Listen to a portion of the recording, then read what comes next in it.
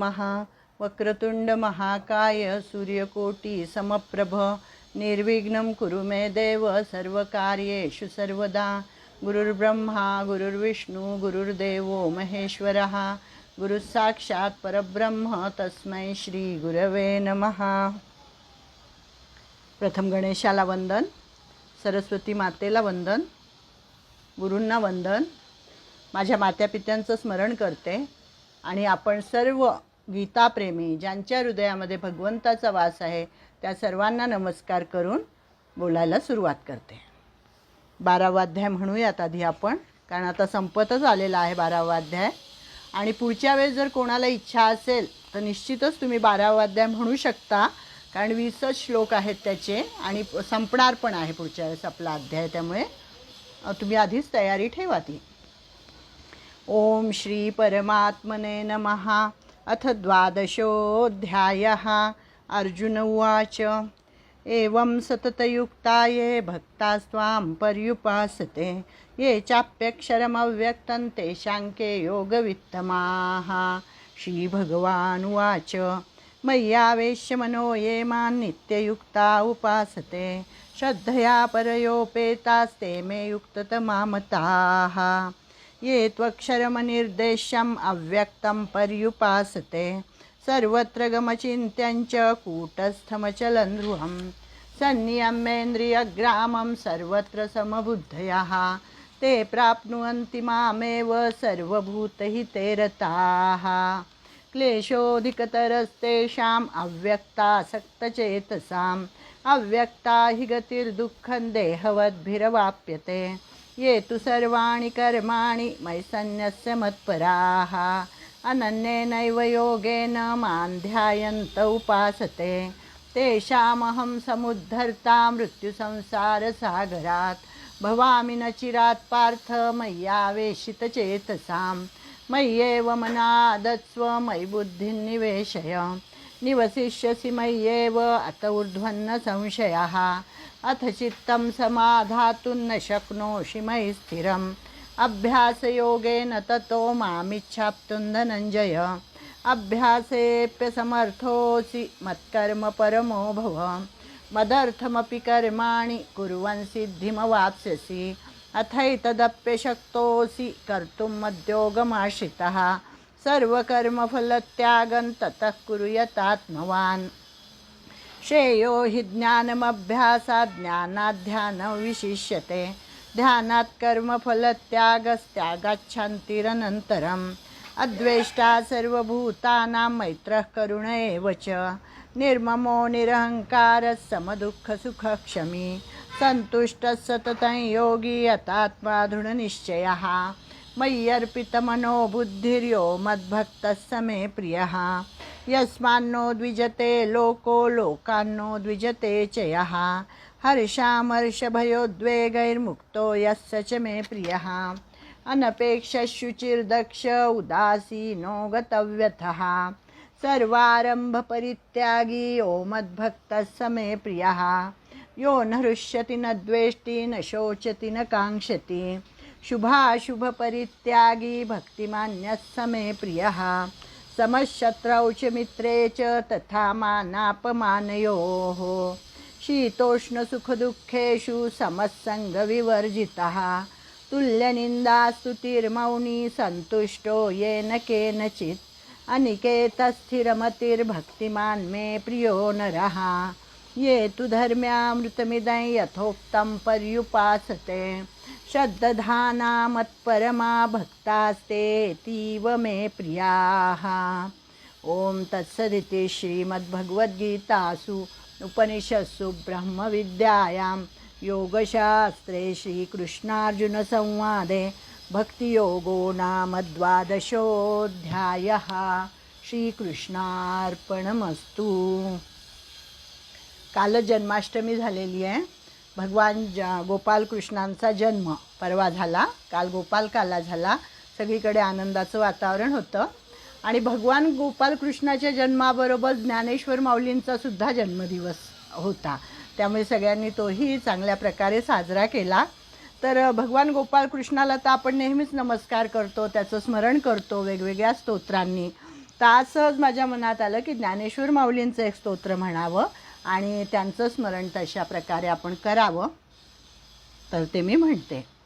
श्री ज्ञानेशो भगवान विष्णू निवृत्तिर्भगवान हरः सोपानो भगवान ब्रह्मा मुक्ताख्या ब्रह्मचित्कला विवेकाने जाने सुघटित समाजा टिकविले महासिद्धांताचे हृदय रसिकत्वे उकलिले सतत भक्ती ज्ञाने तरतरविला भागवत तरू तया ज्ञानेशाते विमलमतीने वंदन करू नमितो योगी थोर विरागी तत्वज्ञानी संत तो सत्कविवर परात्पर गुरु ज्ञानदेव भगवंत स्मरणतयाचे होता साचे चित्ती हर्षण मावे म्हणून वाटते पुनः पुन्हा ते पावन चरण नमावे अनन्य भावे शरण रिघावे अहंकार सांडून झणी टाकावी तयावरुनिया काया कुरवंडून आणि पहावे नितांत सुंदर तेजोमय ते रूप सहज साधनी नित्य रंगुनी व्हावे मग तद्रूप ज्ञानेशाला नमिता झाला श्री सद्गुरुला तोष वरद हस्तमस्तकी ठेऊनी देई मज आदेश. ज्ञानेश्वर महाराज की जय. असं म्हणतात की भगवान गोपाल कृष्णच कपडे बदलून आले. ज्ञानेश्वरांचा अवतार घेतला त्यांनी आणि त्यांनी भगवान गोपाल कृष्णांनी गीता संस्कृतमध्ये सांगितली होती, ती ज्ञानदेवांनी मराठीमध्ये सांगितली, प्राकृतमध्ये सांगितली आणि एक जगापुढे खूप मोठा जगावर उपकार करून ठेवलेला आहे. त्यामुळे सर्वसामान्यांना ही गीता म्हणजे ज्ञानेश्वरी वाचता येते आणि त्याच्यावर अनेकांनी भाष्य लिहिलेली आहेत. त्यामुळे मराठीमध्ये आजकालच्या मराठीमध्ये आपण ती वाचू शकतो आणि त्याचा अर्थ आपण समजावून घेऊ शकतो. आता कालच आपल्या मुख्यमंत्र्यांनी सांगितलेलं आहे की पसायदान सगळीकडे म्हटलं जावं. त्यामुळे आता शाळांमध्ये पसायदान पण म्हटलं जातं. म्हणजे ती किती वैश्विक प्रार्थना जी आहे आपली, ती पसायदान ही एक उत्तम प्रार्थना आहे आणि त्याच्यामध्ये सगळ्यांचं कल्याण सांगितलेलं आहे.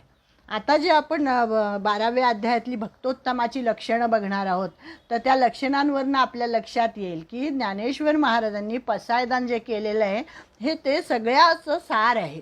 सर्व गीतेचं सार, उपनिषदांचं सार आणि सगळ्या ज्ञानेश्वरीचं जर सार कशामध्ये असेल तर त्या पसायदानाचे जे काय 11-12 श्लोक आहेत त्याच्यामध्ये आहे.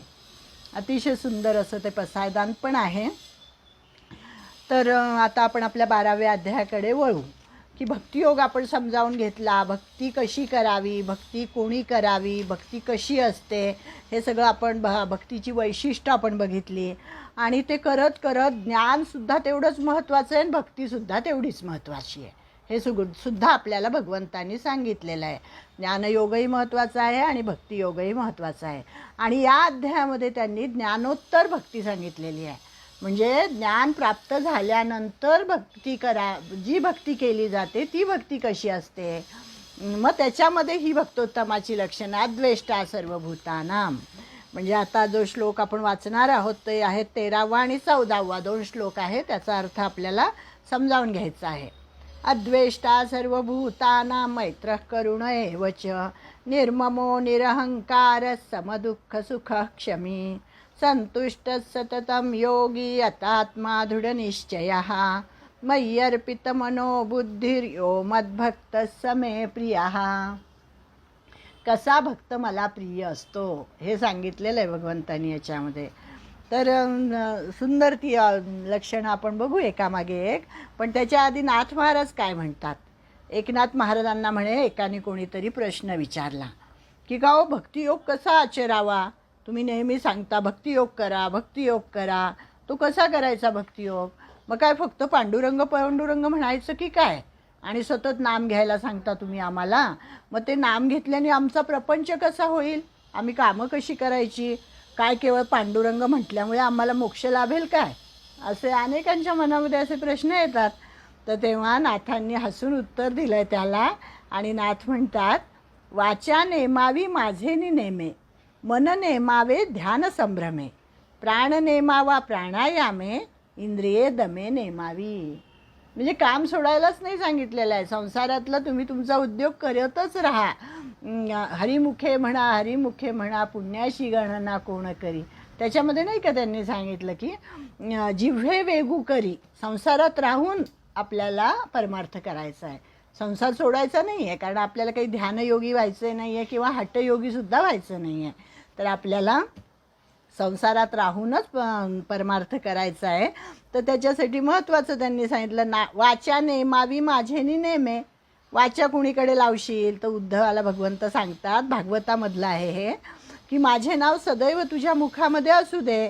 म्हणजे काय, की त्या मुखाला टिंगलटवाळी करण्याची सवय नको, लोकांच्याबद्दलचा द्वेष नको, मत्सर नको, असूया नको, शेजाराची कशी फजिती झाली असं चित्तामध्ये काही काही जणांना फार आनंद होतो, तसंही मनात वाटता कामा नये. म्हणजे हे त्यांनी सांगितलं आहे की कृष्ण भक्ती करावी पण कृष्ण भक्ती करू नये. आता बघा हे द्विरुक्ती याच्यामध्ये, की कृष्ण म्हणजे काय, काळं काळं कर्म, काळं म्हणजे वाईट कर्म करू नये, म्हणजे कृष्ण भक्ती करू नये. आणि कृष्ण भक्ती करावी म्हणजे गोपाल भगवान कृष्णाची भक्ती करावी, भगवान गोपाल कृष्णाची भक्ती करावी. कृष्ण भक्ती करू नये म्हणजे काळे कर्म करू नये, वाईट कर्म करू नये, असा त्याचा अर्थ होतो. म्हणून वाचा नेमावी माझेनी नेमे, मन नेमावे ध्यान संभ्रमे. मग मनाला कसं वळण लावायचं, मनाला ध्यानाचं वळण लावायचं. थोडा वेळ का होईना एकांतात बसायचं, भगवत चिंतन करायचं, जप करायचा, नामस्मरण करायचं. आणि जर आपण अशी सवय लावून घेतली ना, तर म्हातारपण सुखाचं जातं असं मी कुठेतरी काल परवाच वाचलं, की लहानपणापासूनच जर ही आपल्याला सवय असेल, म्हणजे 50च्या आधीच जर आपल्याला ही सवय असेल, तर 50 नंतरचा काळ आपला उत्तम जातो. कारण तेव्हा सगळी कर्म संपलेली असतात, मुलाबाळांची लग्न झालेली असतात, सगळ्या जबाबदाऱ्यातून आपण निवृत्त झालेलो असतो. आणि मग काय करायचं हा प्रश्न कोणापुढे येऊ शकतो. आणि ज्यांनी मग जन्मभर काहीच केलं नाही, त्याचं काही याच्यामध्ये मन लागत नाही. म्हणून मग त्यांनी सांगितलं की आधीपासूनच हे करा, ग्रंथ वाचायची सवय ठेवा, कीर्तन प्रवचन ऐकायची सवय ठेवा, मंदिरात जायची सवय ठेवा. म्हणजे तुमचं आरोग्यही उत्तम राहतं आणि तुमचं मानसिक आरोग्य, शारीरिक आरोग्य सगळंच त्यामुळे सुधारतं आणि म्हातारपण सोपं जातं. मग काय सांगितलं की मन नेमावे ध्यान संभ्रमे. त्यानंतर प्राण नेमावा प्राणायामे. जे जे जमेल ते करावे. नाथ म्हणतात की प्राण नेमावा प्राणायामे, म्हणजे प्राणायामाचा मार्ग अत्यंत बिकट आहे, मग ज्यांनी जमेल त्यांनी करावा. इंद्रिये दमे नेमावी, म्हणजे इंद्रियांना दमन करण्याची सवय लावावी. नाकाने सुगंध कशाचा घ्यायचा हे आपण ठरवायचं, म्हणजे इंद्रियांचं दमन. अगदी काही नाक बंद करून ठेवायचं असा त्याचा अर्थ नाही, किंवा कानाने काहीच ऐकायचं नाही असा त्याचा अर्थ नाही. तर कानाने भगवत संकीर्तन ऐकायचं, नंतर वाचेने भगवत संकीर्तनच बोलायचं, भगवंताचा महिमा ऐकायचा. आणि हे सगळं चित्त त्यामुळे प्रसन्न होतं, हे त्यांनी सांगितलं. बुद्धी नेमावी आत्मविवेके. आत्मविवेकाला जागृत करण्यासाठी बुद्धीचा उपयोग करायचा. कारण बुद्धी ही दोन्ही मार्गाकडे जाऊ शकते, सन्मार्गाकडेही जाऊ शकते आणि कुमार्गाकडेही जाऊ शकते. त्यामुळे किंबहुना ज्यांनी जगाला फसवलेले आहे ती सर्व मंडळी बुद्धिमंतच आहे, त्यांची बुद्धी कुमार्गाकडे गेलेली आहे असा त्याचा स्पष्ट अर्थ आहे. हे जे कोण बरं असतात हे स्फोट करणारे वगैरे, काय म्हणतात त्यांना, अतिरेकी. हे जे अतिरेकी लोक असतात हे काही बुद्धिमान नसतात असं नाही, बुद्धी प्रचंड असते त्यांच्याकडे आणि त्या बुद्धीचा उपयोग करूनच ते हे सगळे प्रकार करत असतात. पण त्यांची बुद्धी ही सन्मार्गाला न जाता कुमार्गाकडे वळलेली असते आणि त्यामुळे हे असं घडत असतं.